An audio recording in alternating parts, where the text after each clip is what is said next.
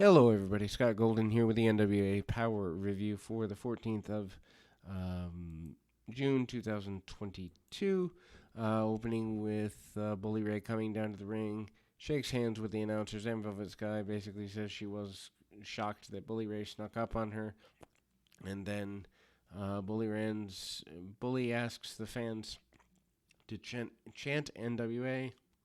This brings out Mike Knox and VSK. Knox basically says that Bully is a terrible person for leaving him behind in the Aces and Eights in another promotion, which doesn't really hold water here.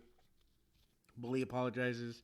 Knox basically says Bully left them to starve, and Knox punches him and VSK, brings the table into the ring. They drive Bully through the table and leaves him laying. Tim Storm and the referees check on Bully as they go into the intro.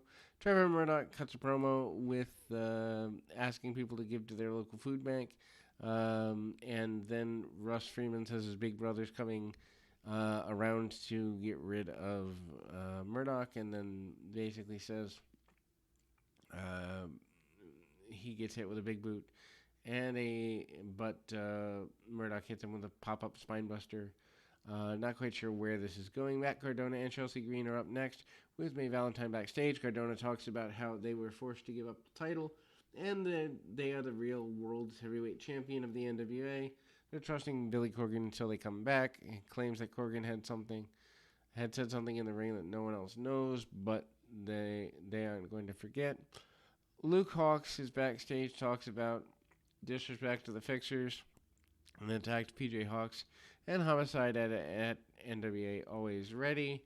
And then he's angry as Homicide as well because they didn't check on PJ Hawx.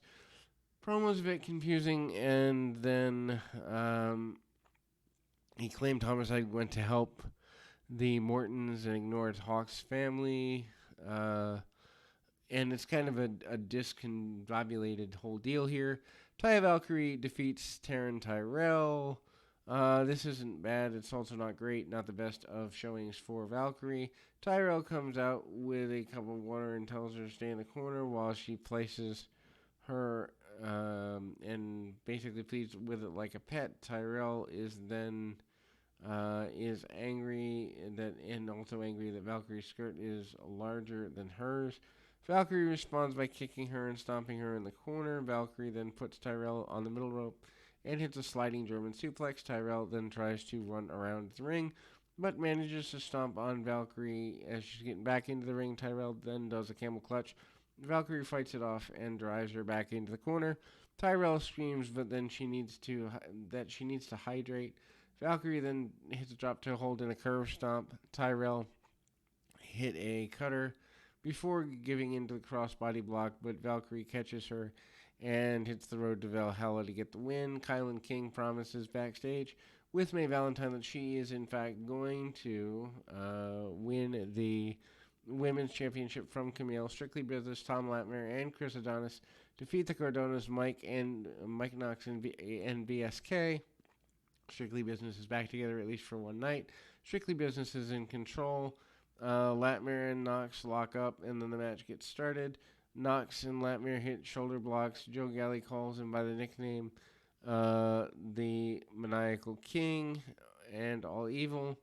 And then Adonis hits a vertical suplex on BSK before chopping him and hitting a run on Knox. Knox then hits punches in the corner and sends Adonis to the mat, but Adonis gets up and turns around and several hard chops. Adonis then hits a flying shoulder block on Knox. Knox then hits a running crossbody on Adonis and then sends Adonis into the dropkick. VSK for the 2 count. Latimer comes back and hits a spinning back suplex on VSK, rolls up Latimer, but then yanks the tights. Ref sees that, and the ref is chasing BSK. Knox then hits a big boot on BSK with a super kick on Latimer. Knox then sends BSK into the corner, hits Adonis with the elbow, but Adonis catches him with a master lock as Knox charges. Adonis then drops VSK, and ultimately that'll close the show. Again, not the best of shows in all honesty, but the NWA continues to be, week by week, a worthwhile watch, and we will be back with more right after this.